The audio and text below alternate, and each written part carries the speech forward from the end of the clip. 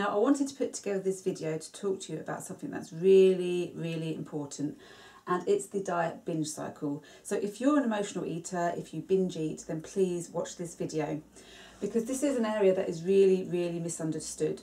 So if you just look at my diagram here, I've basically put down what the diet binge cycle looks like.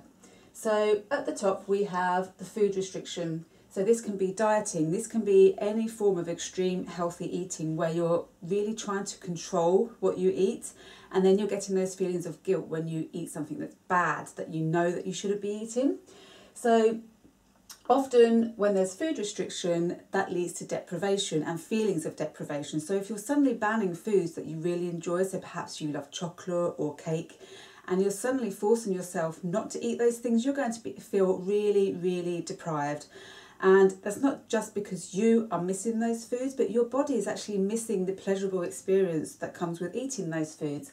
And that can often lead to a binge. Now, when you start binging, you then have those feelings of shame, of guilt, and that will lead to further emotional eating. So emotional eating can be a consequence of binge eating, but it's also when you have a need that's not being met. So maybe you're feeling really lonely in that moment, you've had a bad day, just something doesn't feel right in your life, and you're using food as a fantastic substitute. Now, for some people it's not food, it could perhaps be drugs, it could be alcohol, it could be sex. Something else that is your go-to in those times of needs when a certain need is not being met. Then what happens is you beat yourself up, you absolutely hate yourself, you have more guilt and shame, and this has a knock-on effect on your self-esteem, how you feel about yourself. You feel absolutely crap, you feel like a failure, you feel like you've let yourself down, that you've let other people down around you. And then if you've got low self-esteem, what's going to happen? It's going to impact your body image. You're going to feel absolute crap about the way that you look. And obviously when you feel like that about your body, that is going to be triggering more food restrictions. So it's going to give you the motivation and the incentive to go on a diet, to start to eat healthy again. And so the vicious cycle continues. Now, so many of us, we basically stay up here. So we sit in this area, the food restriction, the dieting, the healthy eating. We jump on any dieting bandwagon. So perhaps one week you'll try and paleo, perhaps the other week you'll try and gluten-free, because you see the food restriction, the control of food, as the answer to your solution. You believe that if you can get that bit right and then have the body that you really, really want, then everything else will be better.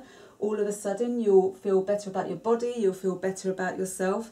But the reality isn't that at all. The reality is you have to start down here.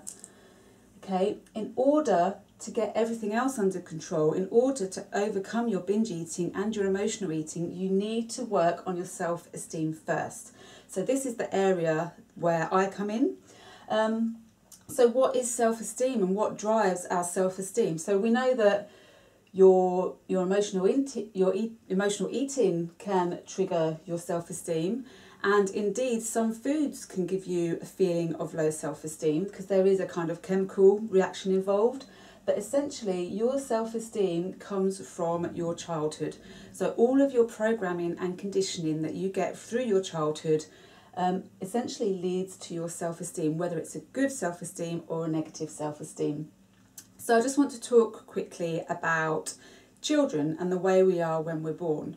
So we are all born just so completely pure and natural. We have so much wisdom. The way we eat very intuitively, which basically means we eat what we need when we need it. The way that we form relationships, it's all just very pure and innocent. There's no judgment. And we as adults, especially as parents, we always assume that we need to be teaching our children things, but really we can learn so much from children and the way they are, because that's how we were once. But eventually that's taken away because conditioning comes in. Now, we all have a map or a model of the world, and this is where all our programming, our limiting beliefs, our opinions, all those things, they sit in our model of the world, which we inherit from our parents, and then we automatically pass those on to our children. And basically what happens is we have these lovely little children who are being completely themselves, and we try to change them because we try to craft them and model them into people who we think are going to be more acceptable to society. We shape them to fit into our model of the world. And what happens when you're non-verbally telling somebody or trying to change somebody, what message are you actually giving that person? You're giving that person the message that they're not good enough, that they're not enough. And that's what creates a low self-esteem. And we go through life with that feeling of not being good enough, of not being enough. So this is where the real work is, and this is where I come in, because I like to teach people to be themselves, to be more authentic, to really tune into their natural wisdom.